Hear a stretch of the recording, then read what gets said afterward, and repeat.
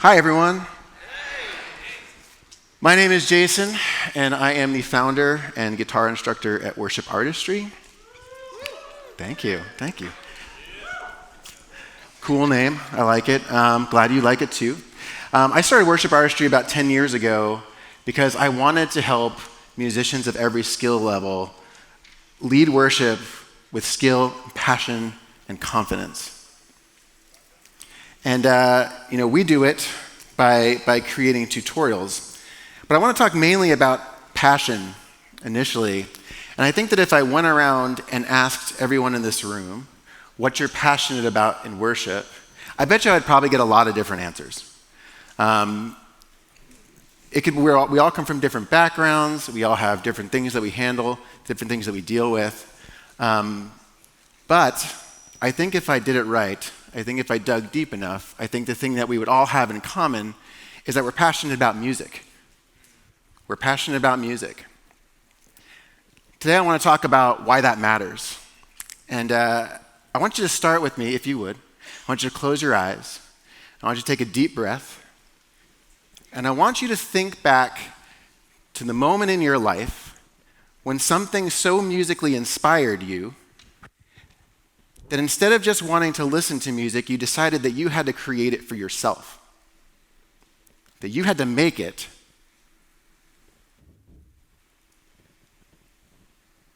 I know for me, you can open your eyes now. I know for me, I know exactly where that moment was.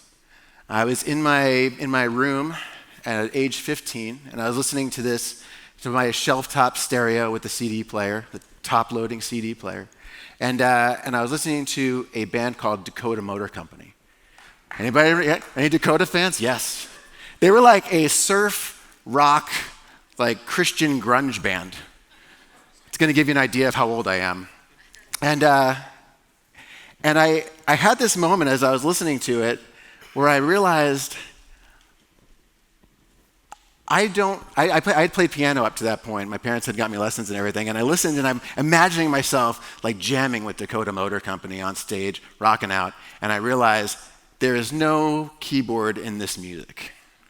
And try as I might, I cannot imagine myself in this kind of music. And so I made the decision right there. I was like, I'm done with piano. I'm taking guitar. I went and told my parents. I said, I want to quit piano. They said, are you sure? Like good parents do. I said, absolutely.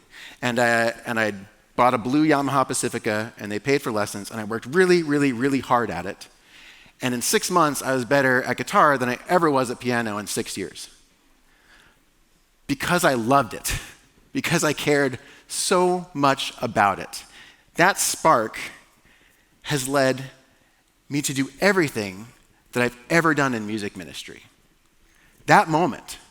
Without that moment, there is no worship artistry, there is no Jason worship leader, there is no any of those things, because before I was ever a worship leader, I was a musician.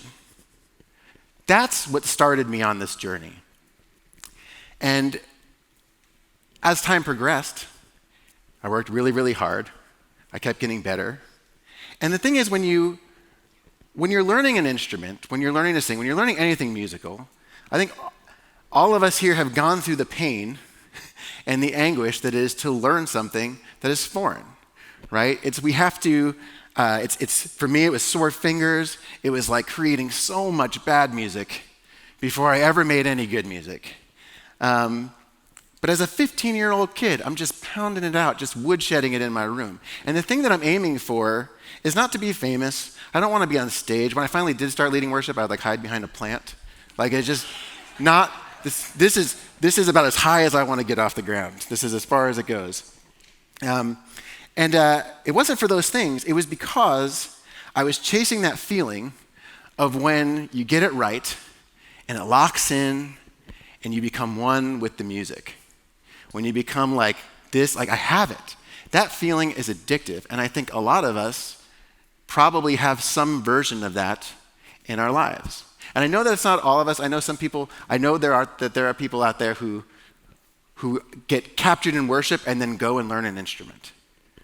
But most of the time, the people that I talk to, it started there, and then they eventually learn that music can be a vehicle to worship God. It becomes the vehicle, and that is the pinnacle like our calling as worship musicians.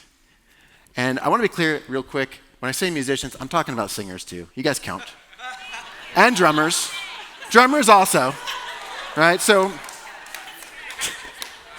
I don't separate those things. They're the same. We are all musicking together, right? So thinking about that, when you're slaving away, when you're sore fingers, when you're like just working so hard, the thing that's driving you is that spark, right? But there's a lot of work that goes into that. And a touring band will tell you that touring is a slog. If you've ever been on tour, it's like 1 hour of amazingness and then about 23 hours of misery. It's boring, you have to wait, but that 1 hour, when you're on stage and you're playing with your band and you're all musicking together, and the crowd is with you, and you become like one organism, and the whole room is just moving, that 1 hour will keep a touring band on the road for years. For years. Because in those 23 hours, that 1 hour is worth it. That moment is so worth it. Being on the worship team can be a slog also, right? We have to learn songs. We have to practice songs. We have to show up. We have to take our Sunday. We have to take our day off, and we come to church, and we set up, and we practice, and we tear down, and we go through all that. And in that process, we feel stress and like, okay, I've got to make this happen. I think somebody said it earlier where it's like you get done with Sunday, and you're just like, oh, I made it, right? We just are, and I'm speaking to myself, right? I've very much been here. But the thing is, that's not why we joined the worship team. It's not why we became musicians. We became musicians because we love to worship. We joined the worship team because we love to worship with music. And the thing that I'm chasing when I'm a kid, trying to get that right moment with my guitar in my bedroom, is the same thing that we're all chasing, except that it's like way bigger. Because now we're not just locking it in and feeling good. We're now getting to engage with our community. We're getting to play with our band members, whatever those are. I can't tell you up here, man, this has been so amazing playing with these guys and getting to play with this team and just worship that way. It's amazing. And I think that that's something that we're all chasing, but a lot of times it gets lost and it disappears because we have to do all the other stuff. And creating music becomes the barrier to us fully engaging our hearts in worship rather than becoming the vehicle.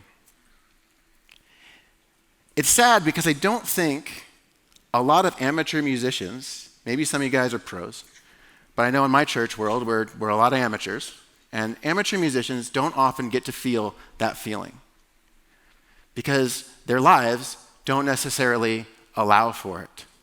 We stop just a little short before we really get to that point where we have the music so inside us that we actually get to express ourselves with it instead of just trying to get through it.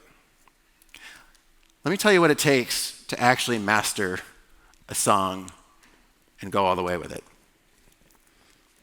So, as I said, I'm from worship artistry. If you're not familiar with worship artistry, basically what we do is we take modern worship songs, and we take those like 6 electric guitars and those 7 keyboards and the drum loops and all the things, and we break it down into a 5-piece arrangement. So there's 1 electric guitar, 1 acoustic, 1 bass, 1 drums, 1 keys, and 3-part harmony. Because that, to me, is, as George said, that's a lot of churches in the world. We don't all get to have this. This is amazing.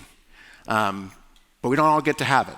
And so with worship artistry, what we're trying to do is equip people to do that. And so what my week looks like is I sit down and I listen to a song, and I'm still the guitar teacher, right? So I have to learn the song.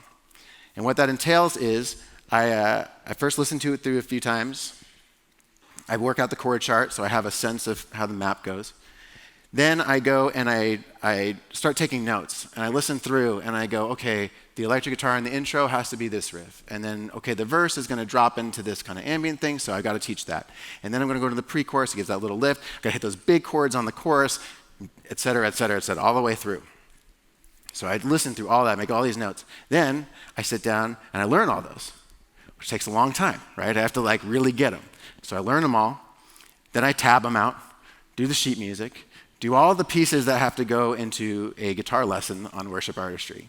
And then I sit down in front of my cameras and I go and I start shooting videos. And the way I do that is I take everything is chapters, so I'll be like, okay, here's the intro. And I play the intro two or three different speeds so people can build up to it.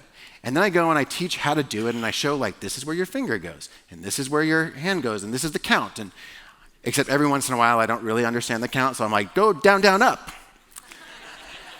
So if you ever see that, that's me not knowing how to count that. It's only for the really fast stuff. But I do that, and then at the end of that, I have to make the music video. And that's the trickiest part, because there's no punching, there's no edits. It has to be a full take. And I have to be able to play my electric guitar part all the way through. And usually the first time, I quick make a transition. I hit I'm checking my pedals and that kind of thing.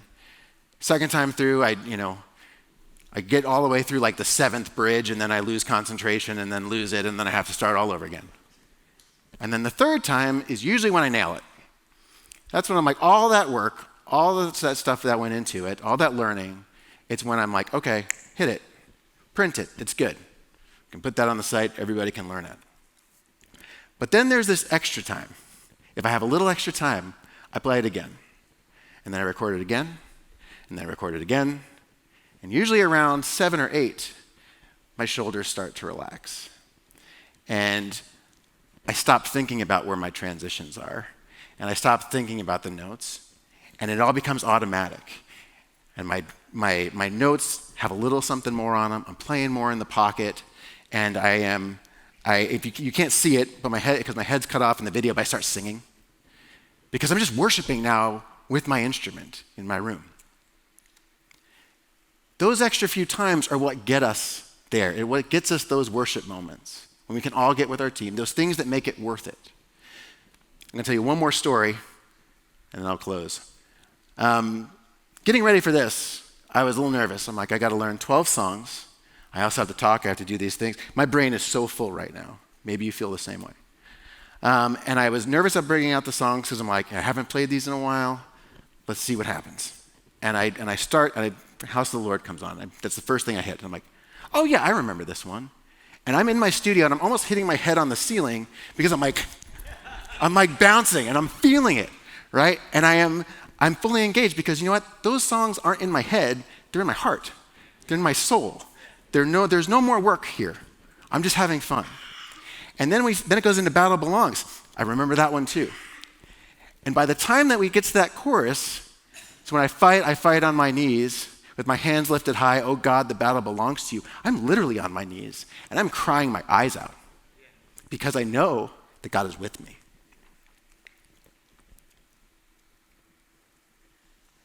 That is the gift of being a worship musician. That's what we get to do. All these innovators, everything that people are creating, everything that Alex has made, everything that Matt has made, everything that Ryan's made, everything, all these things are really geared to help you get to that moment. That thing that makes it worth it to you as the worship musician. And so as you look at innovating, as you start thinking about, what do I want to do differently? What do I want to change? Don't forget, don't press down the music. The music matters. That's what we're trying to get to. That's the pinnacle of being the worship musician. The music matters because it matters to us. It matters to us. Thanks for having me.